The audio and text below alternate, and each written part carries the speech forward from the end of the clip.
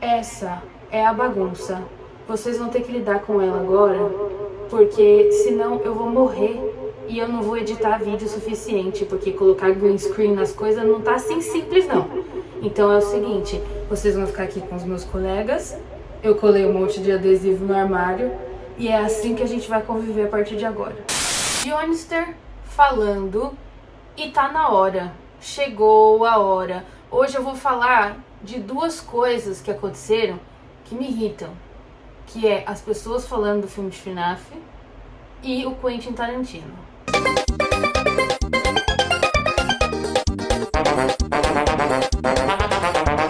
Vocês vão ter que sobreviver com o barulho do ventilador também, porque tá 85 graus a mais, ok? Temperatura do inferno, então vai ter que ter o ventilador ligado. Eu demorei pra vir falar do filme de FNAF, porque aconteceu um monte de coisa, minha vida ficou muito louca. Nossa, sei lá também. Mas eu vou falar porque é o seguinte, aconteceu uma coisa muito engraçada com esse filme e que também me deu vontade de pegar esse microfone e enfiar em certos orifícios de certas pessoas. Até onde eu vi, o filme de FNAF estava com 15% de aprovação da crítica no Rotten Tomatoes e 87 ou 89% de aprovação do público, né, das pessoas que não são a crítica. Sendo que eu sou firme nas minhas palavras quando eu digo que quem não tem que ser levado a sério é a crítica. Vamos lá, eu vou botar até meu macaco pra baixo pra gente poder conversar. O que aconteceu com o filme de FNAF 2? O filme de FNAF 2 foi feito para os fãs. Eles pararam de tentar agradar a audiência maior e falaram assim, vamos mudar pra esses filha da mãe o que eles estão querendo, o que eles estão pedindo. E foi exatamente isso que a gente ganhou. A gente ganhou exatamente o que a gente estava pedindo. E assim, gente, eu vou falar pra vocês, eu tenho toda a qualificação técnica para ser crítica de cinema. Eu tenho estudo, eu tenho diploma universitário, eu tenho diploma de extensão, de pós-graduação, a experiência, eu tenho tudo que precisa. Mas eu me recuso a ser crítica de cinema. Sabe como é que eu vejo crítico de cinema? Eu vejo crítico de cinema como um bando de gente que há uns 10 anos tá com uma crise de rinite e aí eles estão constipados aqui nessa área eternamente. Não importa se tá frio, não importa se tá calor, eles estão para sempre constipados. E aí sabe aquela pessoa que é eternamente constipada, fica falando podeliga pra qualquer coisa, em qualquer momento? E aí essa pessoa normalmente é insuportável. Insuportável. Porque ela tá 24 horas por dia, 7 dias da semana incomodada com a constipação nasal e gargantal dela, que tudo fica uma bosta. Porque não adianta, essas pessoas, elas estão pra sempre incomodadas com alguma coisa, elas estão caçando problema. E aí junta que quando o filme não é feito para essas pessoas, porque crítico de cinema acha que todo filme é feito para eles. Quando o filme não é feito para eles, quando é uma franquia grande, que tem, né, público específico, gente que tá esperando uma história específica e tal, e não é para eles, nossa, acabou.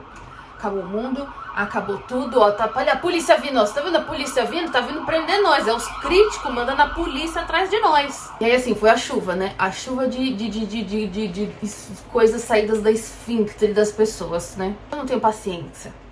Eu confesso que eu sou uma pessoa com a paciência meio curta, eu não tenho paciência. Só que eu não tenho paciência com essa gente. Eu olho e falo, meu Deus, a falta de interpretação, a falta de senso, a falta de coletividade. Olha, mas vamos tirar isso da frente, né? O filme de FNAF não foi feito pra crítico, então toda opinião de crítico você pega, embrulha e devolve pra ele e fala assim, ó, no seu rabo.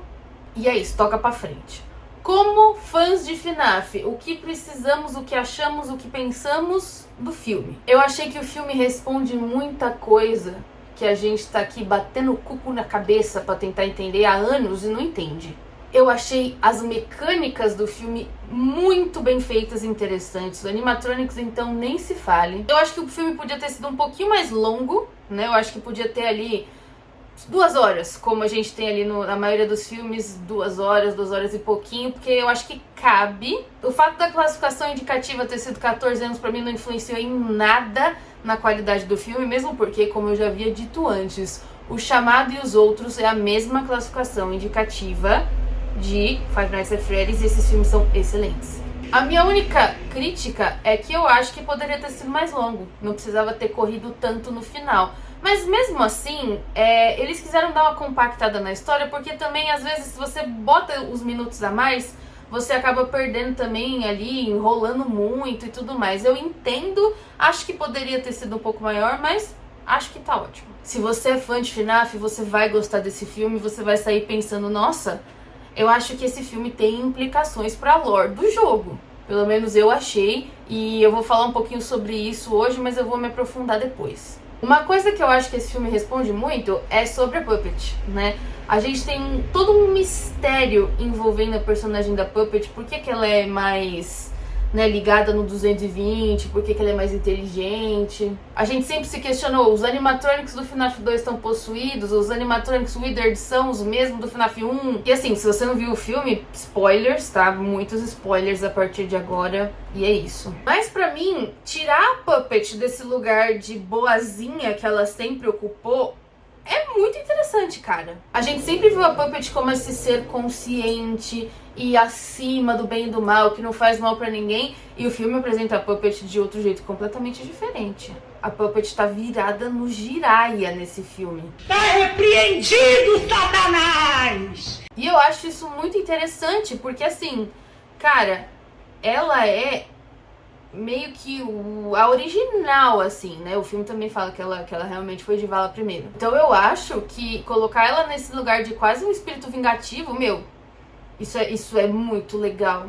E o foda é que o filme de FNAF explica o FNAF 2. Se você parar pra pensar, encaixa perfeitamente. Se você parar pra pensar, até o Family Guy fala que parece que a Puppet está sempre pensando que ela age de forma agressiva com os adultos, e os animatrônicos também agem de forma agressiva com os adultos, mas com as crianças não. Isso cabe exatamente na lore do filme. Talvez essa foi a intenção do Scott de explicar a história desde o princípio, e a gente que não entendeu. Talvez todos os animatrônicos do FNAF 2 no jogo também estão sendo controlados pela Puppet. Ela é o único animatrônico que tá realmente possuído. Assim, obviamente a gente tem várias questões, né? Outra continuidade, tem outras coisas acontecendo. O ano de 82 que nunca tinha aparecido na história da humanidade desse jogo. Mas que é muito interessante de se aprender, né? O pessoal tá falando que porque esse filme se passa em 82, na continuidade do filme não vai ter criança chorona.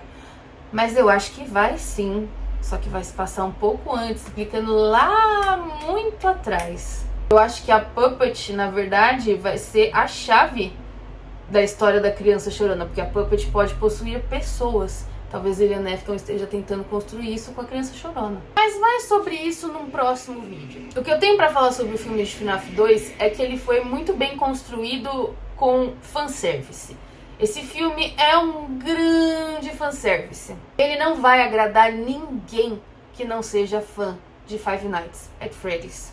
E assim, gente, vamos falar sobre ser fã de Five Nights at Freddy's. A gente tá aqui pela história que é confusa, não tem nada a ver com nada. Metade do tempo a gente não tá entendendo, metade do tempo a gente tá tentando adivinhar. É um monte de bicho na década de 80, 70, 90 que não poderia existir na realidade porque nem tinha essa tecnologia.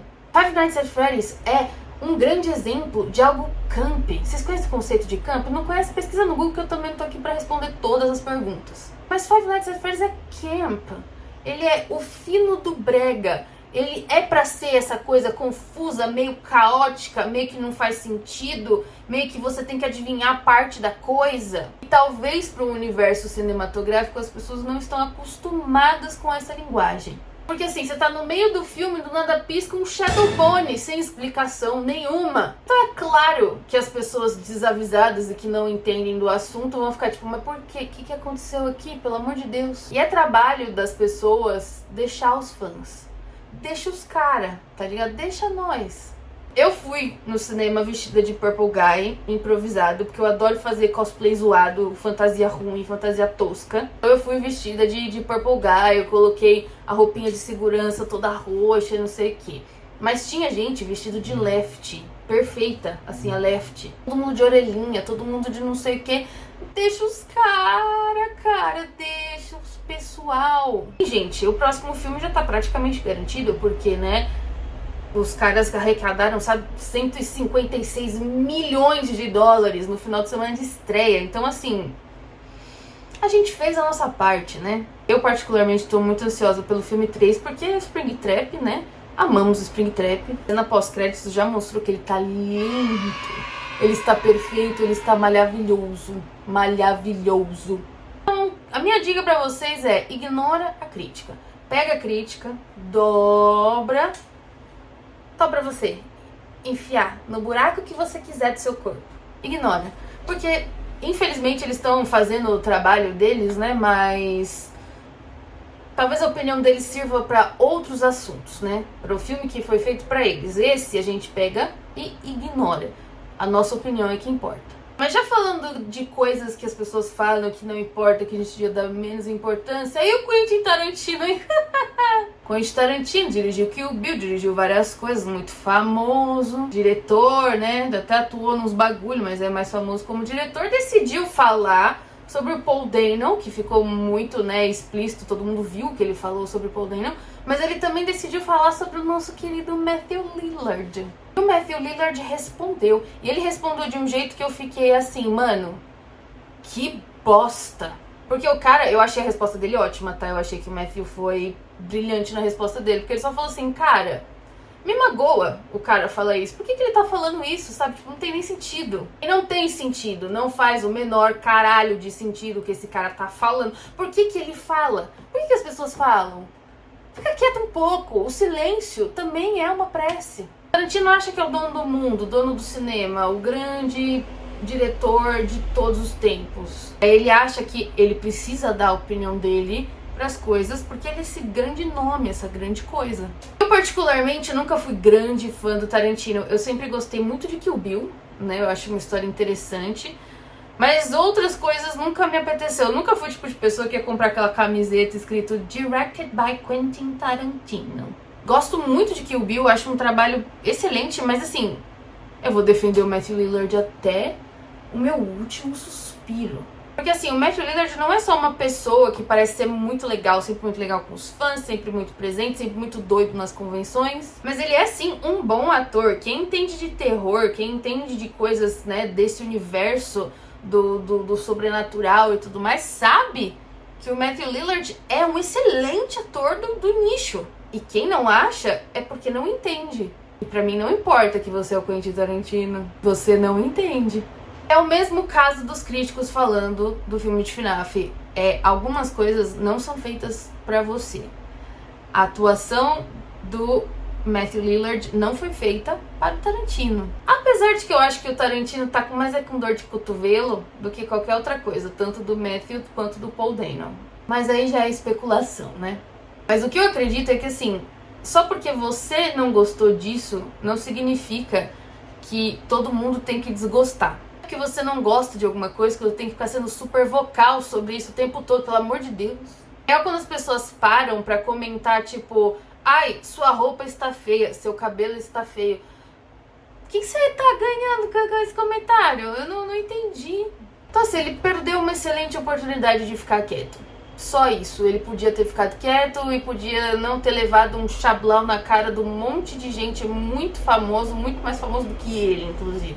Mas então é isso, pessoal. Espero que você tenha gostado do vídeo. Eu espero que você tenha gostado desse cenário que eu chamo de o pequeno caos da minha mente. Não se esquece de se inscrever no canal. Se inscreve, vamos chegar a 500 inscritos. Vamos lá, agora a gente tem o cenário caótico. Eu vou conseguir editar com muito mais facilidade isso aqui. Deixa o like, compartilha esse vídeo com quem você acha que vai gostar dele. E até a próxima. Tchau!